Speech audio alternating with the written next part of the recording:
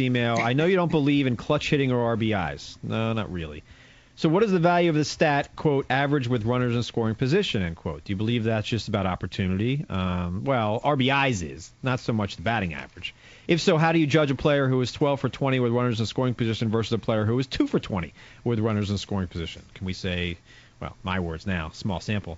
But are you saying there's no rhyme or reason to one player's success in that situation? Scudero was clutch with the A's, and he's the one Giants fans want up at the plate with the bases loaded, besides Buster Posey. Jacob finishes, I don't believe in karma, but I do think there's something to clutch hitting. Maybe it's mental, maybe not ethereal. Do you believe in clutch hitting?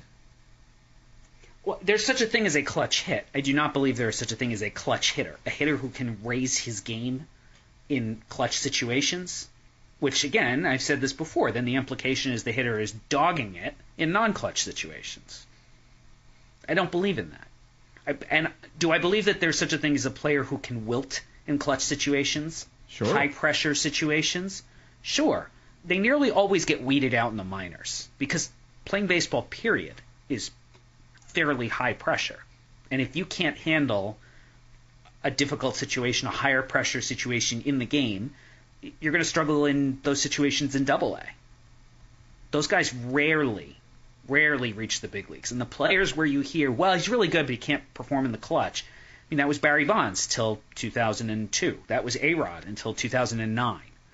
Generally, if not universally, when we hear that tag applied to a good player, he's good except when it counts, what that really means is somebody is confusing noise, random variation, for signal. Oh, he's not good in those situations. And if the player continues to get opportunities in those situations, eventually he'll perform as we expect. It's not a surprise if a hitter plays a little bit worse in the postseason because he should, in theory, be facing better pitching. But also he's feeling more pressure. You know, I mean, we say the game counts the same in May and September. They do, but certainly there's more pressure in an October game than there is in May. You know, I mean, more people in the stands, more eyes on the TV. I mean, there's pressure. We might go home. Sure. Well, yeah, exactly. Did Raul Ibanez strike out to end the game last night because he's not clutch? No. He was clutch a week ago. Last night he wasn't clutch. Well. But that's the danger of applying a narrative like clutch to these tiny samples. I don't think Ibanez was particularly clutch a week ago. I don't think he was unclutched last night. I agree. And I don't know how you measure clutch. And I don't think average batting average of runners in scoring position measures clutchness, to be honest with you. I don't see how you can measure it. So I know a lot of people on Twitter didn't like that part of our conversation yesterday, at least to me and probably to you.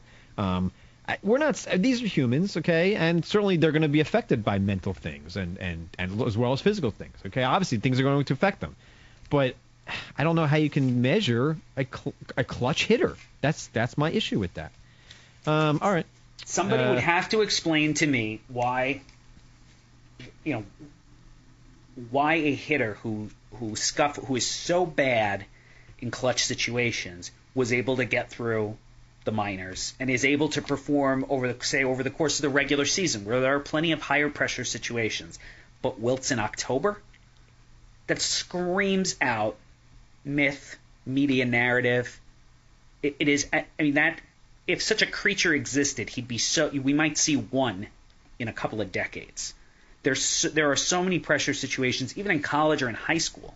You think a player in Omaha who's about to win, or I guess lose, the College World Series, his team is about to, that's not pressure?